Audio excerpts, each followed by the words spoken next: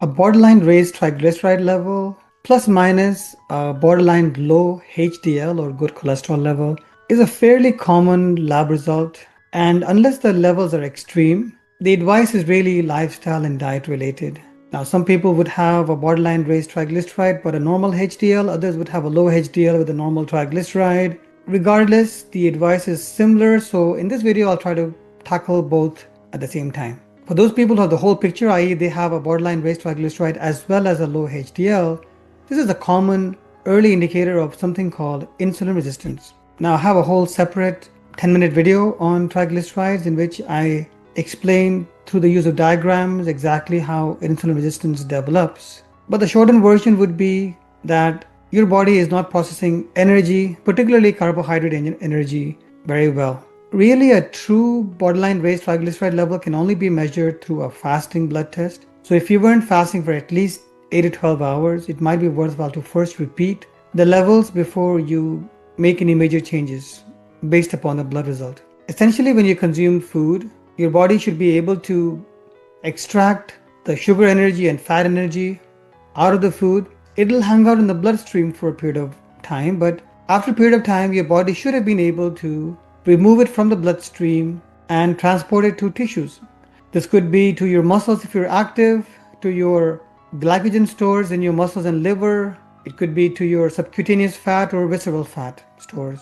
But if your body has not been very effective at transporting this energy into utilization, perhaps because you're not very active, perhaps because you're eating food very late in the day, it is made up of a lot of refined, ultra-processed white sugars and saturated fats. Of course, I have more videos explaining these in more detail. Perhaps you don't have large muscles to store glycogen, you're not genetically gifted, and so don't have large subcutaneous fat deposits, or you already have a lot of energy stored in your organs in the form of fat, as an example, fatty liver. And so the space is already taken up. There isn't much more space for energy in the form of fat to get in. And so your body is already fighting against that in the form of what's called insulin resistance. Plus minus the overall thermostat of your body is dysregulated, what we call the gut microbiome and the hormones that are secreted through your gut microbiome.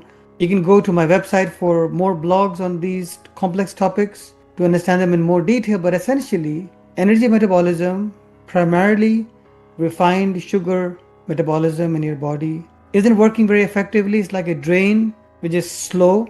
And so after an overnight fast of 8 to 12 hours, when you check your triglyceride levels, they're still a bit raised. It's a bit like saying you fill the sink and overnight there was still some water in the sink.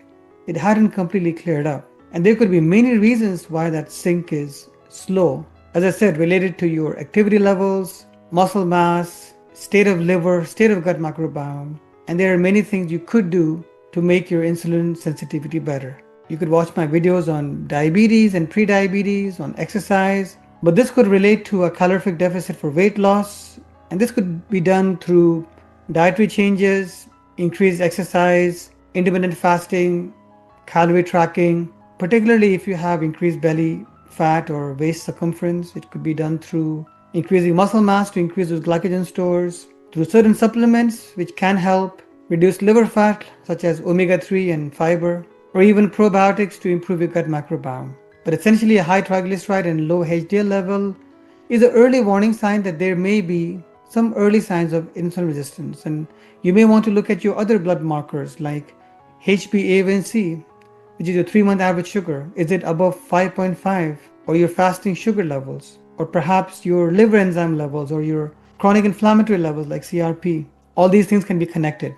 The way that HDL is connected to this is HDL is high density lipoprotein, which is essentially a cholesterol transport molecule for reverse cholesterol transport, which means this is a molecule which is involved in transporting fats from storage into burning. And so as you can expect, when your body needs to burn more fat, and that could be due to calorific deficit of any kind, that could be because of dietary changes, increased exercise, intermittent fasting, etc., weight loss due to any reason, your body will then need to recruit more HDL for fat burning. At that time, it then also looks for substrates to produce HDL, which include omega-3. So supplements which have been shown to increase HDL include higher doses of omega-3, fiber, etc. But there can be certain genetic conditions as well in which, due to the lack of certain lipoproteins, those clients cannot increase their HDL. So I wouldn't recommend that clients take supplements blindly. Make those lifestyle changes first. Consider supplementing omega-3 plus minus fiber if needed, particularly if you've been tracking your macros and calories and you are low in omega-3 intake and or fiber intake, and perhaps repeat a blood test in 3 to 6 months time. Only continue taking those supplements if it appears to have some beneficial impact on your blood markers. A lot of medications have been tried for high triglyceride and low HDL, and almost universally those medications, although they did reduce triglycerides such as fibrates, increase HDL such as high dose omega-3, hard endpoint data, meaning showing that those supplements had any significant reduction in hard endpoints like reducing major acute coronary events or death, is quite lacking, which suggests that a high triglyceride, particularly if it's only borderline or low HDL, may just be surrogate markers of essentially an unhealthy lifestyle or genetic predisposition to insulin resistance and metabolic disease, which may explain why lifestyle and dietary changes are more likely to reduce hard endpoints like heart disease or metabolic disease rather than supplementing and changing the number but not changing the lifestyle.